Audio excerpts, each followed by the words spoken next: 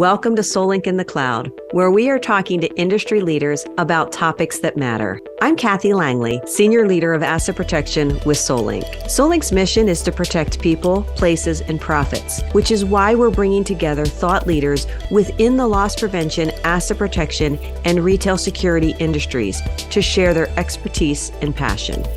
With me today is Stanley, founder of Strongside Principles. Jesse, for those listeners who may not know you, can you give us a little bit about your background and what led you on the path to do what you're doing today? Hi, thank you, Cathy. Yeah, and it's great to be with you today. So, yeah, I'm one of those typical stories. I never had a career aspirations of getting into asset protection. While I was in college, I started catching shoplifters for a department store and ended up getting into management, graduating college, becoming an investigator, just that normal career path, became a director, and then ended up spending about a decade at Disney, where my career was a little different. It was kind of my second career within AP. Prior to Disney, it was retail, loss prevention, investigations. Disney, it was much more safety oriented, especially post September 11th. And then in 2009, I actually started Strongside Principles. Really, I started it to take some of the stuff that we did at Disney, the advanced security stuff, out to the marketplace. But I ended up just, how it goes when you kind of start a venture and you may have plans, but they don't always go the way you think they're going to go. And I ended up spending a lot of time in the disruptive behavior space, the threat assessment space. And I would say that in that time, between 2009 and today, being in those spaces, it has developed a real passion in me for people and how they're treated, whether it's the customer and how retailers or healthcare providers treat them, or whether it's the people working within retail and how they get treated either by leadership or the customers. So quick run through, but that's how I got here. Thanks. I always find it so interesting. I'm not sure how many of those within the asset protection industry had the intention of doing what we're doing today, right? It's like right. We all just stumbled across it. But yeah. Jesse, you and we've worked on several projects together in regards to disruptive behavior, but I don't believe we've ever discussed what happens in the brain during these events. And we've titled this Brain Science Behind Disruptive Behavior because we really wanted to dig in deeper into the disruption and how the brain science impacts the target. I recently attended the Loss Prevention Foundation conference down in Charlotte. And when asked, what keeps you up at night, which is pretty much a common question in our industry, right? What keeps you up at night? Most of the participants that spoke up mentioned safety concerns. And again, not necessarily a huge surprise, but there was some great discussion between the type of violence, or I should say what caused the violence.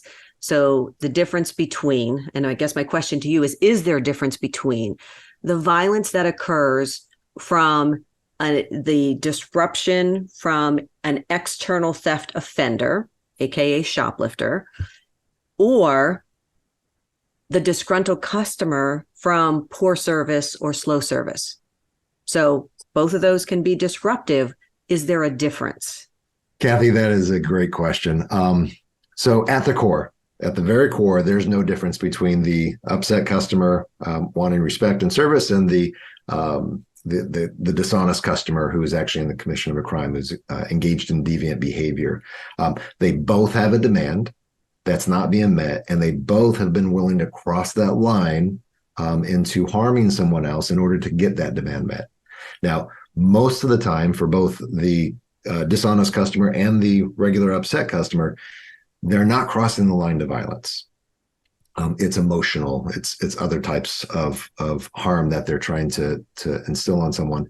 But when you have the customer who's engaged in theft, they are most likely to cross over into violence whenever they think they're going to be caught or somebody's trying to hold them against their will.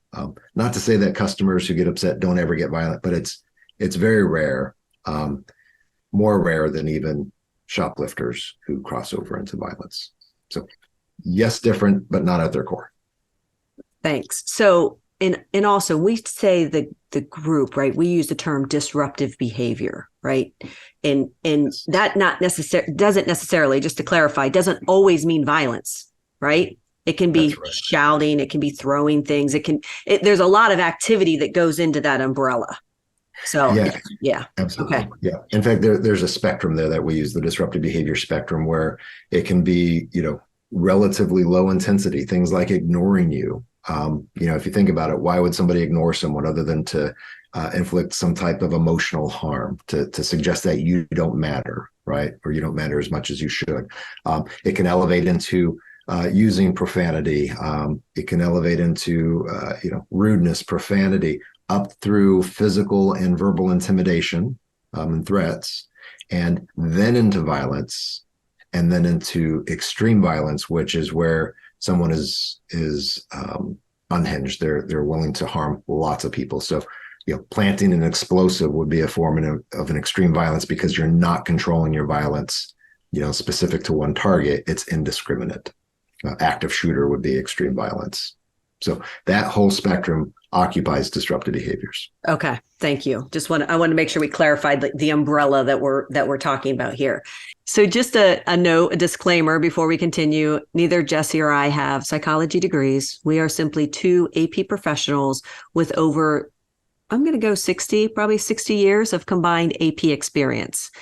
So Jesse, as we walk through what happens in the brain, as you hit a pivotal point, maybe where you say, at this point, maybe we could change behavior, right? That's what I'm looking to help the audience, help our listeners have a takeaway. So, we know that this activity comes from disrespect, unmet demands, et cetera. At what point can we make a difference? Yep. Well, I am going to say, Cathy, that we've already given them one takeaway. Because when you say that there's combined 60 years of experience, one of us has only been in the business for about 15 years. So I don't know if you meant to expose your age or not there, but I think there's a takeaway. All right. Sorry. Those are fighting words right there, aren't they? Nicely played. Right. So yeah, and I would add to the fact that we're not psychologists, we're not all that, we're not researchers, but what we are is we're explorers. All right. We are. In fact, our entire industry is an industry full of people who explore things. We learn about things that we never thought we would learn about in order to solve a problem. That's what we're doing here with this brain science. So I've been working on trying to understand the brain science of aggression for years. I've been reading articles, and I incorporate it into my presentations and my courses. In the last, I'd say, 3 to 6 months, it's really piqued my interest. And you and I were talking. I had just gone through something, read something, listened to something, and we were talking about this podcast. And you said, "Hey, what do you think about this? And what could we?" And you remember, I was excited. I was like, "Oh, we've got to talk about brain science, because this is going to make a difference in our industry." So now, with that said, I just, as an explorer, I have lots of notes. I have lots of stuff that I'm kind of wrestling with. So what I'm going to do is I'm going to just really bring it down to something simple, and then let's start there and see where that takes us. So I've got my little chart that I've been creating about how the brain works in relation to aggression.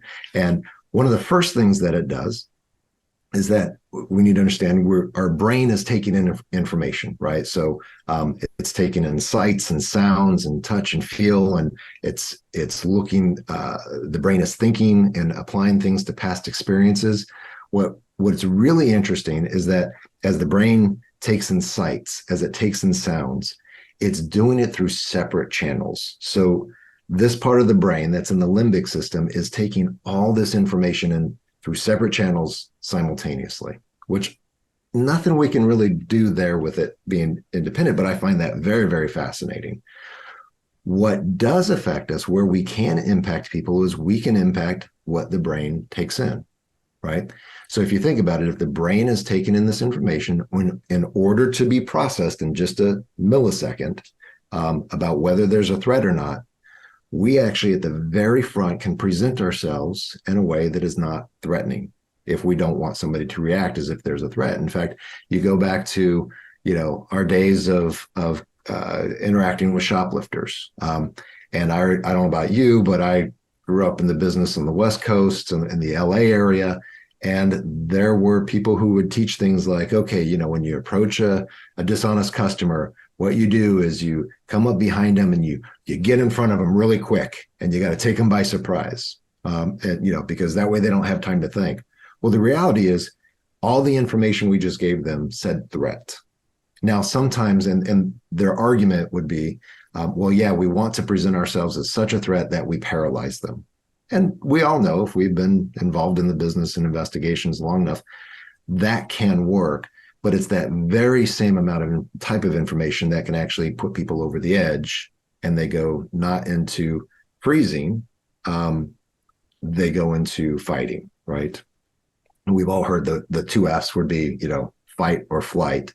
There's actually, they're not all the same. They're not all coming from the amygdala, which is another part of the brain, but there are four that we really look at. There's fight, there's flight, there's freeze, which is what that strategy is all about.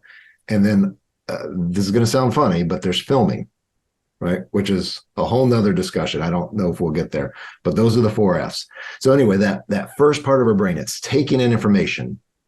Then it's sorting this information. And if it sees something that is a threat, it's saying, is it immediate or is it potential? If it's a potential threat, what it does is it goes to the next phase. And this is in the cerebral cortex, where it's basically applying rule sets. It's saying, okay, I remember this, I experienced this, I can navigate this way. If I do this, if I do X, Y will happen. And that's how I'm going to process this threat. Is it really a threat? What should I do? And it's really just your brain is just going off of experience and saying, now, how do I mitigate this potential threat, right? However, if your brain sees this as an immediate threat, it bypasses the cerebral cortex and goes straight to, there's a bunch of different words for it. The autonomic system kicks in. You'll hear talk about the amygdala. There's some other parts and pieces that they'll talk about depending on the researcher. But probably the one that's most familiar to us is the amygdala, right? Sometimes we call it your amygdala hijacking, where your amygdala gets hijacked. And we've all experienced this. We've been fearful or something, and we've said things that we wish we could take back, or we reacted ways that we put no thought into it. Sometimes you see it come out in the form of aggression and anger, and it's a hijacked amygdala. So the brain takes in the information, says, threat, immediate or possible. It's immediate. I'm bypassing all the parts of the brain that really think, and I'm going straight to the amygdala, which is where we get that fight, flight, freeze. And then the film isn't coming from the amygdala, but yeah.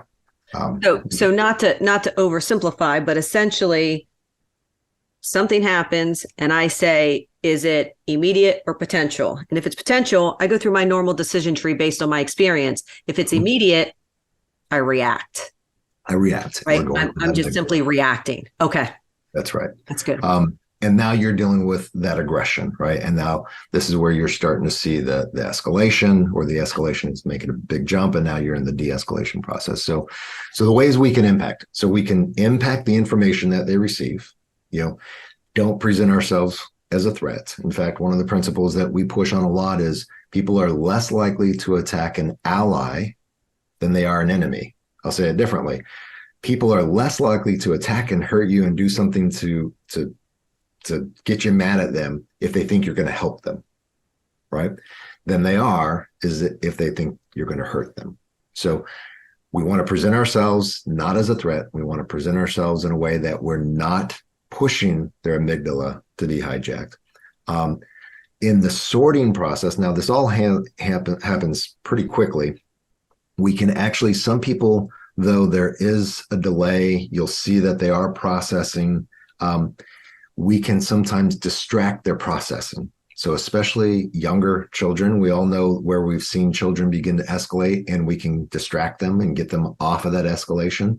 People who are inebriated with alcohol can be distracted with long-term questions, get them doing long-term memory recall, and they have a harder time thinking through other things. They have a one-track mind. They can only occupy one track at the time. But anybody, if you are willing to try, is distractible. So there's giving them the information we want them to have so they don't see us as a threat. There's distracting them from jumping over that cerebral cortex into the amygdala.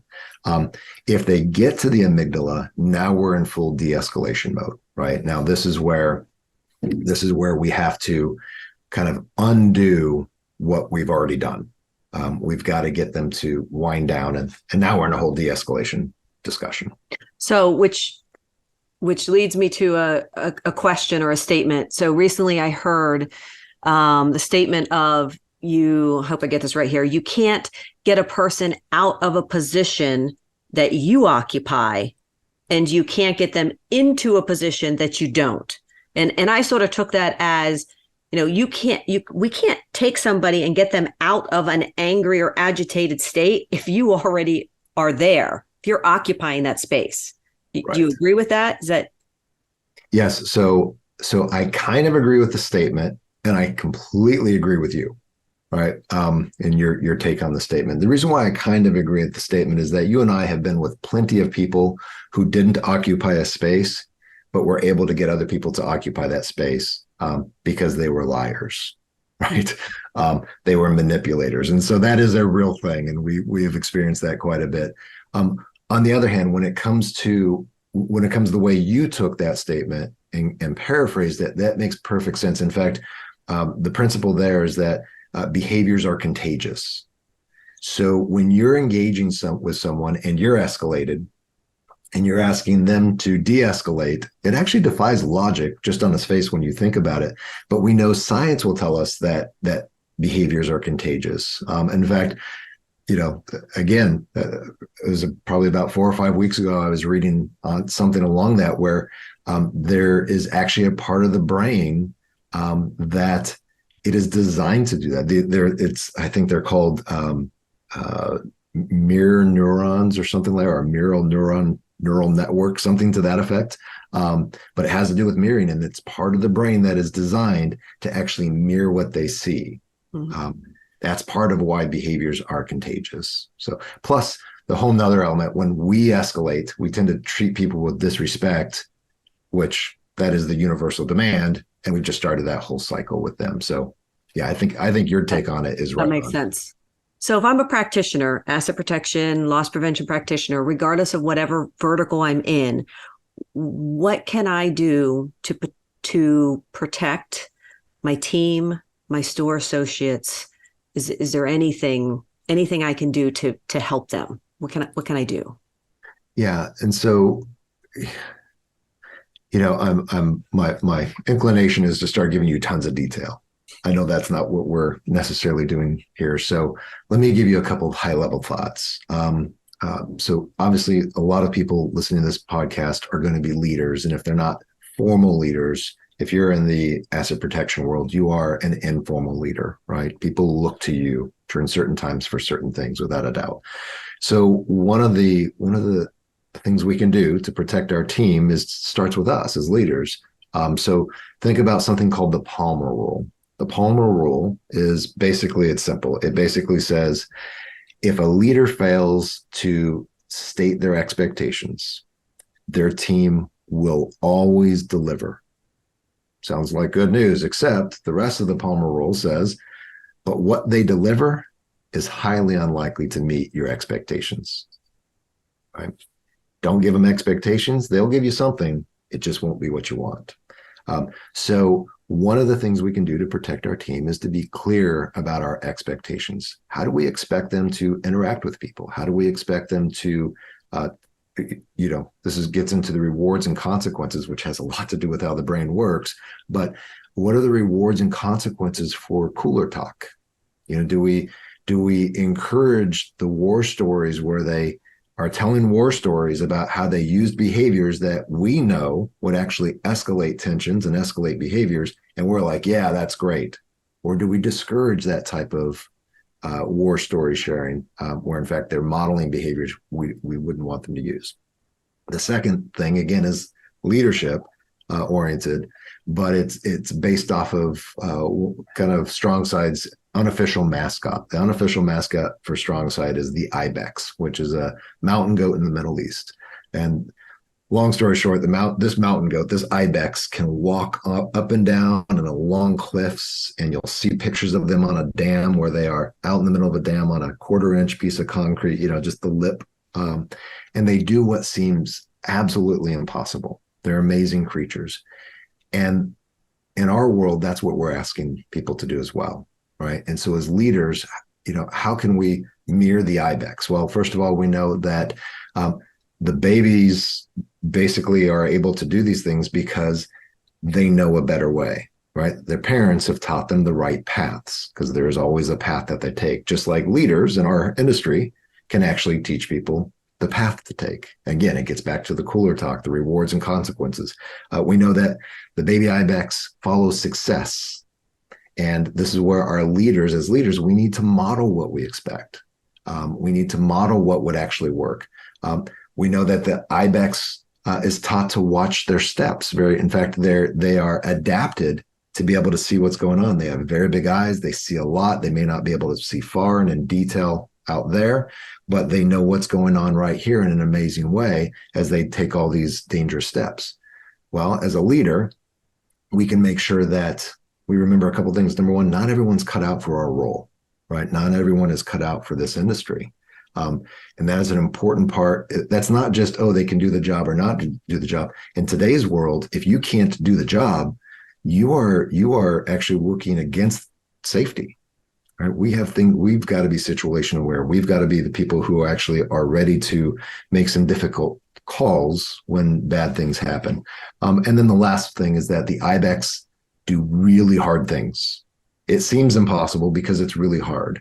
And again, as leaders, we've got to call our people to do what seems hard. Yes, there's compassion, there's empathy. We can say, we know it's hard sometimes dealing with these people, and they can really treat you, like trash at times. They can be very disrespectful, and it's difficult to navigate these interrelational streets and roads. But we expect you to do hard things. We expect you to do it well and go right back up to the Palmer rule. These are our expectations, and we expect you to follow them. Those two things, if our leaders in our industry adopted those two outlooks, that would actually help make people a lot safer. Now, everything beneath that, we start getting into a lot of detail on how to do things and what to do and not to do. Right. So that takes us into boots on the ground, right? The whole training, experience, affirmation of good behavior, so to speak, or, doing things right. So all of those things sort of fall into the training aspect. Right. So thank you so much. Awesome discussion. We joked when we were prepping for this call that you and I could talk forever about our industry. And so, but we do have to wrap this up here because we could go on forever. But so in closing, in our professional lives, most of us are in this constant state of evaluation and improvement. So I've always enjoyed using stop, start, continue, right? One thing you're going to start, one thing you're going to stop, one thing you're going to continue. So from a personal aspect, can you share a start, stop, and continue with us? It's a great question, Cathy. That is a hard one. I think like all of us, work and personal are intertwined quite a bit. And this is a hard thing to say, but as a practitioner, one of the things that I'm really poor at, and I need to stop doing this, is I need to stop taking projects that actually distract from more important projects, right? So, I'm extremely blessed. I have the ability to work with companies in ways that really can make an impact in people's lives. But I also tend to have a hard time saying no to especially the smaller companies that may have a project that's just not necessarily what I do. It's I can do it, but it's not where I like to spend my time or where I should spend my time. So I've got to stop taking those projects and start giving those projects to other people who maybe could use that business, and it would be a nice thing for everybody involved. But yeah, again, I turned it right into business and you wanted it personal. So I've got to start, You know what I have to start doing? I have to start making time to take my 15-year-old camping. He reminded me recently that I haven't taken him camping since he was, I don't know, he might have said 2, but it was probably more like 8 or something like that. And that's a long time, especially for somebody who loves to camp. So I'm gonna start taking my son camping or hunting or something along those lines, and then continue. How do you answer that? You're gonna have to help me with that, Cathy, because like any way that you say, well, I'm gonna continue being, it's gonna sound like I'm braggadocious. I'm gonna continue being a great guy. That doesn't make sense. Well, that might work. That might work. Might be something that you started a few years ago, and you're like, you know what, that's working for me. Like for me, I'm sitting right next to what I call my dream board, right? It's my goal setting. But I used to write goals and then I would stick them in a drawer. And now I put them on a board so they're in front of me all the time. So that's something that's works for me, and I'm going to continue doing it. Okay. I'm going to continue. I used to read a lot, like personal reading. And then just with work stuff, again, the profession, it goes through seasons of occupying you. Mm. But in the last year, I've been really making a concerted effort to read something that has nothing to do with work, that is actually enriching to me. And it only happens about once every 2 or 3 weeks, but doggone, I'm going to continue doing that. There you go. See, that's perfect. So Jesse, thank you so much. Again, we've enjoyed each other's friendship for years now. I just really appreciate the time that you've spent sharing your knowledge with us and to our listeners. So really appreciate you. Thank you so much. Thank you, Cathy. And thanks for inviting me on. I sure wish this podcast a ton of success. Thank you.